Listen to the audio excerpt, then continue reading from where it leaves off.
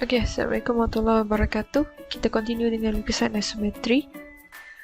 Baik, untuk lukisan isometri, dia ada sedikit perkaitan dengan unjuran ortografik dan sebenarnya kita dah biasa lihat dah lukisan isometrik ni.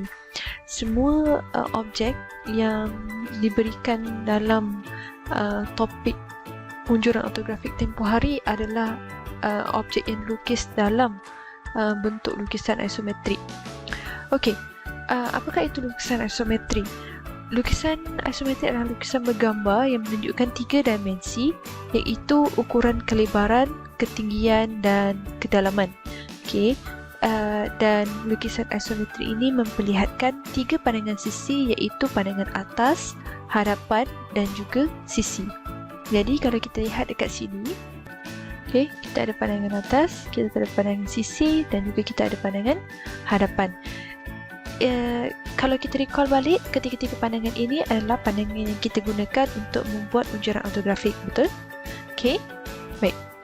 Yang seterusnya, lukisan isometrik ialah lukisan 3 dimensi yang menggunakan garis dasar 30 darjah daripada garisan ufuk.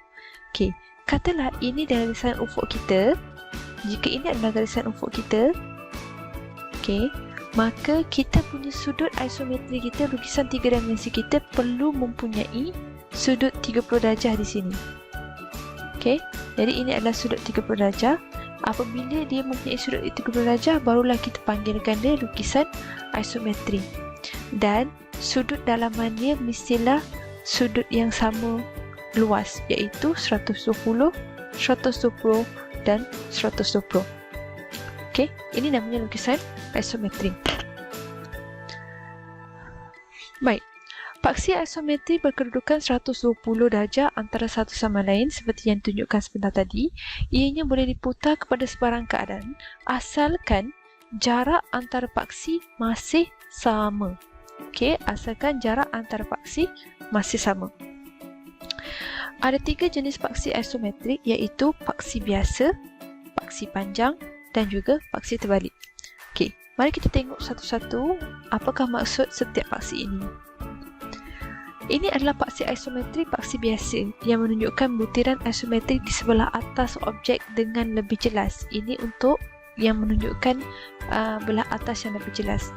Garisan isometrik dilukis sama juga bersudut 30 darjah daripada garis mengufuk dan titik X adalah titik terendah. Jadi ini adalah titik X, titik balik terendah, dan sudut sini dan sini adalah 30 darjah. Jadi ini adalah paksi isometrik yang biasa. Okey, ini adalah paksi isometrik yang biasa. Baik, yang seterusnya adalah paksi isometri panjang. Okey, ini apabila paksi isometri yang digunakan adalah paksi yang panjang. Ada satu paksi ini yang dipanjangkan. Okey, yang dipanjangkan. Ianya menggambarkan, ia digunakan untuk menggambarkan bentuk objek dengan lebih jelas dan sesuai, terutama objek yang berbentuk panjang. Okay. Jika objek yang seperti yang ditunjukkan dalam gambar raja ini, dia mempunyai elemen sisi panjang yang agak ketara. Jadi kita gunakan paksi isometri panjang untuk melukiskannya. Satu daripada paksi isometri selari dengan garis mengufuk dan paksi condong berukuran 120 darjah daripada garisan panjang. Okey. Jadi paksi kita yang condong ini sudutnya mesti 120 darjah.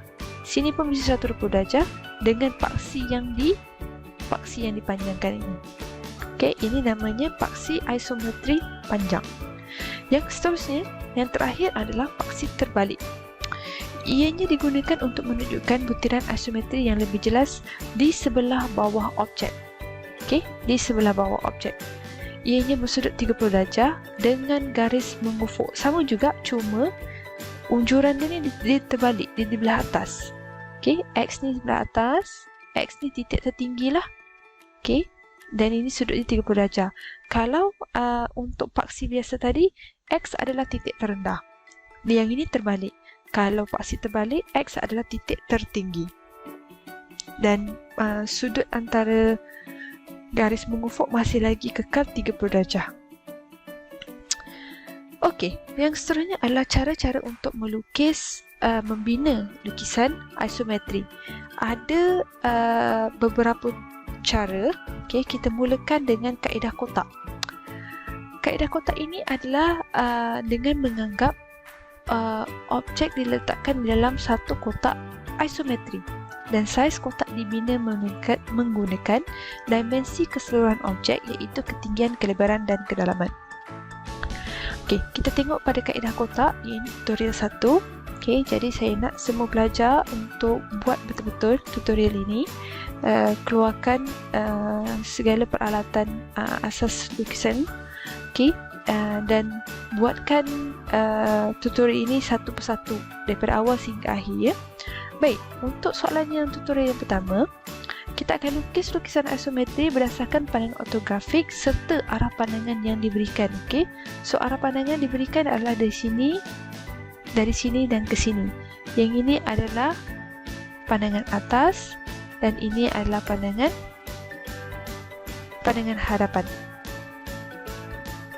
Okey, jadi sisi hadapan dia berbentuk begini, sisi pandangan daripada atas dia berbentuk begini. Baik, langkah yang pertama, okey, langkah yang pertama mesti mulakan lukisan dengan melukis garisan unjuran, garisan dimensi 30 darjah ini. Okey, isometri. Ini yang menentukan satu lukisan itu adalah lukisan isometri ataupun tidak. Okey, sudut dia adalah 30 darjah. Baik, pertama sekali kita lukis kotak isometri bersaiz L, T dan D. So, kita tahu dia punya ukuran L tadi. Okey, L kita adalah 50. Okey, dan D kita juga 50.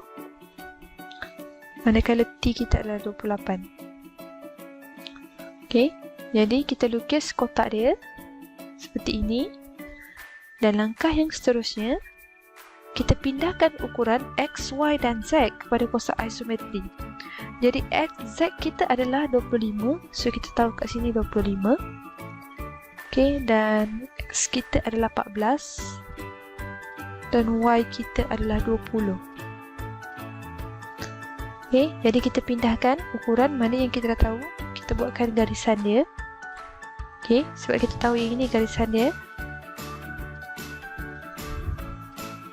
Dan kita tahu ini. Okey, ini sama dengan L, right? Okey, kita dah tahu L. Dan kita boleh buatlah saiz Z dia ni untuk buat garisan ni. Kita dah tahu sebab kita menggunakan nilai Z25 ni. Okey. Kemudian kita ada nilai X 14, so kita boleh lukis sebelah sini. Okey, jadi kita boleh lukis yang ini. Dan juga kita juga ada Y tadi 20 dan kita boleh lukis yang ini sebab kita tahu rupa pemandangan atasnya begini. Okey. Baik, yang seterusnya, okey, kita buat garisan menegak begitu dan begini. Alright. Yang seterusnya, langkah ketiga adalah kita lukis bentuk objek. Okey, apa lagi pandangan yang kita ada? Kita ada pandangan daripada hadapan tadi. Pandangan daripada hadapan ada 3 petak macam ni tadi dekat slide yang sebelumnya, boleh refer. Okey. Jadi kita tahu bermaksud yang ini mewakili T, yang ini mewakili L. Dan so kita ada pandangan begini daripada arah hadapan. Okey, daripada arah hadapan. Sebab dia condong ke sini kerana memang daripada pandangan atas dia dah ada condong. Jadi permukaan ini adalah permukaan condong. Dan step yang terakhir adalah kita hitamkan garisan, dapatlah bentuk lukisan isometri menggunakan kaedah kotak. Okey. Baik, kita proceed pada yang seterusnya, iaitu kaedah rangka. Ianya sesuai untuk benda lukisan isometri yang mempunyai puncak seperti piramid dan kon. Okey, diberi gambar rajah seperti gambar rajah ini. Okey, dengan ukuran Z, X, Y, W dan T. Okey, masing-masing diberikan. Baik, apakah langkah-langkah yang perlu dibuat? Langkah yang pertama, kita perlu lukis segi 4 ABCD pada pandangan atas. Okey, jika ini adalah tapak piramid yang diberi ataupun tapak kun yang diberi, maka kita lukiskan segi 4 tepat ABCD di sini. Okey, jadi seterusnya kita jadikan segitiga ABCD ini kepada bentuk segi 4 isometri ABCD. Macam mana kita nak tahu isometri? Di sini adalah sudut 30 darjah. Okey. Sini 30 darjah. Kita lukiskan dia dalam bentuk isometri dan kita tahu ambil ukuran Z kita adalah, $50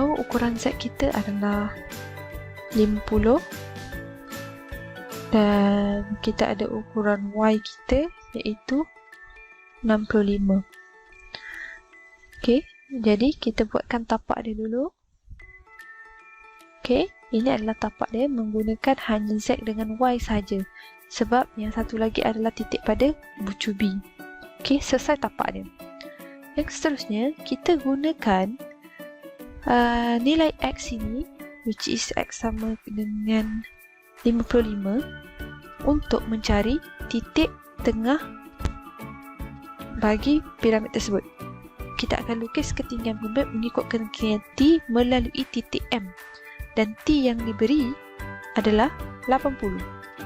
Dan titik M ni adalah titik satu titik lah. Titik tengah ini kita panggil titik yang diberi ukuran oleh X ini, iaitu 55. Okay. Dan setelah melukis dia punya ketinggian, okay, berdasarkan nilai X dan T, maka kita lukis dan hitamkan sisi piramid yang kita telah bina. Jangan lupa ada garisan putus-putus lagi kerana ia adalah hidden line untuk tapak di sebelah bawah dan belakang. Okey, selesai membina lukisan isometri dengan menggunakan kaedah rangka. Yang seterusnya untuk tutorial 3 adalah membina bulatan isometri. Bulatan ni, kita nak membina bulatan isometri menggunakan kaedah 4 pusat. Okey, tutorial ini arah yang pertama adalah cara untuk melukis bulatan isometri bagi bulatan berdiameter 60 mm. Langkah yang pertama, kita lukis segi 4 isometri PQRS dengan sisi D. Sisi D bermaksud kalau D ni diameter dia 60 mm, maka panjang sisi ini adalah 60 mm juga. Dan ini pun adalah 60 mm juga.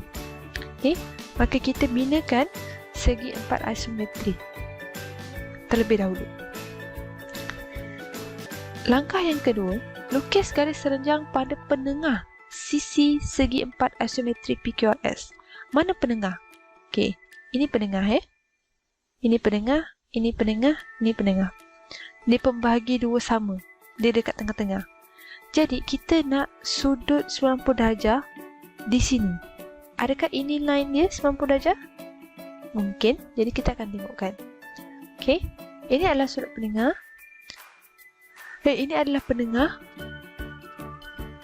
Okey, jadi apabila kita lukiskan sudut 90 darjah, okey, ini adalah nilai 90 darjah di sini. Begitu juga dengan sini. Begitu juga dengan sini. Dan begitu juga dengan sini. Okey, lukiskan 4 garis serenjang pada setiap penengah sisi segi 4 isometri PQRS. Langkah yang ketiga, daripada penengah tadi tu, kita akan jumpa titik persilangan penengah, iaitu R.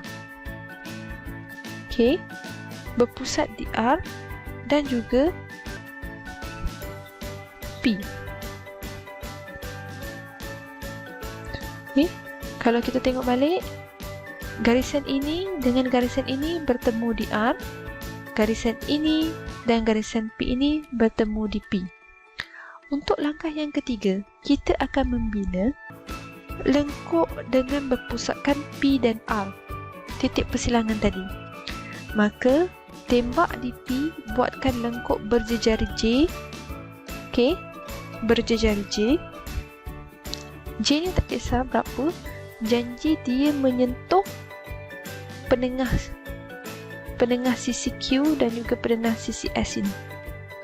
Dia menyentuh. Okey, jadi itu adalah lengkuk yang pertama. Kemudian berpusat di R, sama juga, buat lengkuk dengan jejari J. Yang penting dia menyentuh penengah sini dan juga penengah sini. Seterusnya, titik persilangan, okey, antara garis serenjang. Tadi ni titik pertemuan, yang ini titik persilangan antara garis serenjang. Okey, ini titik persilangan. So, ini pun titik persilangan. Daripada titik persilangan ini, buatkan lengkuk berjejari K yang menyentuh antara titik penengah sini dan sambung ke sini. Okey, jadi bermula daripada pusat sini dan juga pusat sini, buatkan lengkuk dengan jejari K. Maka kita akan dapat bulatan isometri dengan menggunakan kaedah 4 pusat. Okey, ini adalah satu contoh di mana bagaimana cara untuk kita melukis bulatan isometri ini apabila diberi bulatan pada satu permukaan rata. Okey, aktiviti 1, saya nak semua pelajar buat lakar bulatan isometri menggunakan kaedah 4 pusat untuk pandangan hadapan. Okey, pandangan hadapan dan juga pandangan sisi bagi gambar raja di sebelah. Buat benda yang sama. Cumanya, ingat tadi yang ini adalah sudut isometri kita di sini. Maka yang ini di mana sudut isometri kita? Okey, fikir-fikirkan dan selamat mencuba. Baik, kita teruskan dengan membina lukisan isometri bongkah permukaan rata.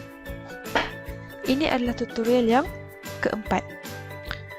Untuk tutorial ini, kita akan melukis bongkah semua dengan permukaan rata. Saya rasa ini lebih kurang dengan kaedah kotak lah yang kita akan gunakan. Baik, ini adalah ukuran-ukuran yang telah diberikan. Okey, take note. Okey, langkah yang pertama, sekali lagi, kita buat kotak isometri. Ingat, semua lukisan isometri bermula dengan kotak isometri. Seterusnya, bentukkan objek di dalam kotak isometri. Okey, ini adalah kita punya objek. Kenapa kita ada objek ni di hadapan sikit? Sebab daripada pandangan atas tadi, kita akan nampak, okey, oh, kat sini ada satu objek, dekat sini macam ada satu objek separate ni. Maknanya dia ada dua bahagian dekat sini. Jarak dia tadi adalah W, which is W adalah 20. Kemudian kita lukis bentuk kotak dengan saiz V, W, X, Y dan Z. Okey, V adalah untuk ketinggian kotak tersebut. Okey, ketinggian dia ni tadi kita dah tahu ketinggian dia adalah 40.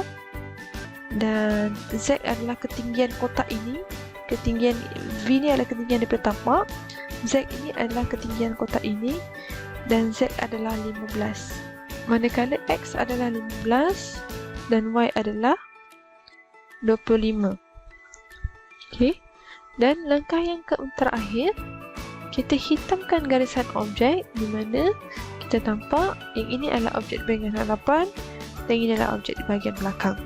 Jadi dia menepati pandangan, okey, dari arah atas, pandangan pelan dan juga daripada arah hadapan. Okey, baik. Yang seterusnya, membina lukisan isometri bagi bongkah dengan permukaan serong. Okey, dimensi adalah seperti yang diberikan. Okey, langkah yang pertama, biasa sekali lagi kita mulakan dengan melukis kotak isometri. Langkah yang kedua, kita lukiskan bentuk objek. Okey, jika daripada gambar raja pandangan hadapan tadi,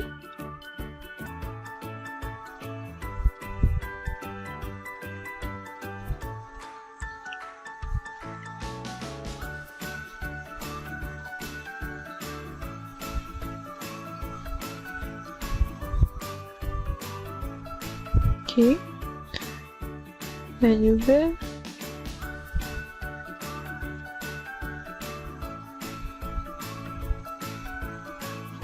sudah kat sebenarnya beginilah rupa dia. Baik, pandangan atas. Okey, kita mulakan daripada pandangan sudut di sini. Okey, kita tahu H dia diberi berapa, sebab yang ini H dia kita nampak, dan juga yang ini H dia pun kita mulakan dengan H sebab yang ini kita nampak.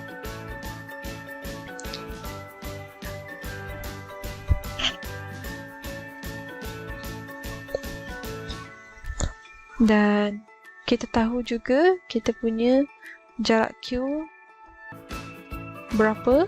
Okey, jadi kita dah tandakan kawasan untuk objek ni, Q dia berapa dan juga P dia berapa. Yang seterusnya, okey, daripada jarak P dengan Q itu kita dah boleh bina dia punya pandangan atas yang gini, iaitu yang this L shape ni. Okey, jadi kita bina yang itu dulu. Kemudian kita bina daripada pandangan hadapan, iaitu yang ini. Kemudian belah sini. Dan untuk langkah yang keempat, kita hitamkan garisan kawasan objek dengan permukaan condong. Jadi ini adalah permukaan condong kita. Okey. Jadi pandangan sisi kita, pandangan hadapan kita dengan pandangan atas kita menepatilah pada soalan yang diberikan. Baik, tutorial yang keenam adalah membina lukisan isometri bongkah permukaan bulat. Okey, ini adalah cara untuk kita membina lukisan isometri bongkah dengan permukaan bulat. Dalam kes ini, A ialah titik terendah dalam lukisan isometri tersebut, bermakna A itu adalah dekat dia punya tapak isometrik. Okey, jadi kita mulakan dengan kita melukis dia punya tapak dahulu. Dengan H diketahui. Okey, H dan L diketahui. Kemudian kita akan melukis segi 4 tepat untuk melukis bulasan isometri dengan jarak tinggi T. Okey, jadi kita tahu tinggi T ni adalah berapa. Kemudian kita binakan kawasan untuk dia melukis bulatan isometri. Okey, jadi daripada ketinggian T yang diberi, lukisan bulatan isometri dibina dekat bahagian atas. Begitu juga dengan bahagian bawah. Okey, bahagian atas dan juga bahagian bawah. Yang ni kita guna kaedah 4 pusat yang kita dah belajar tadi.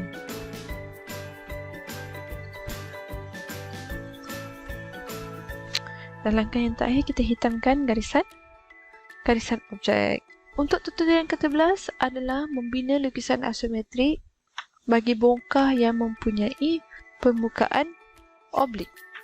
Okay, kita lihat sama juga. Langkah pertama adalah melukis kotak isometri.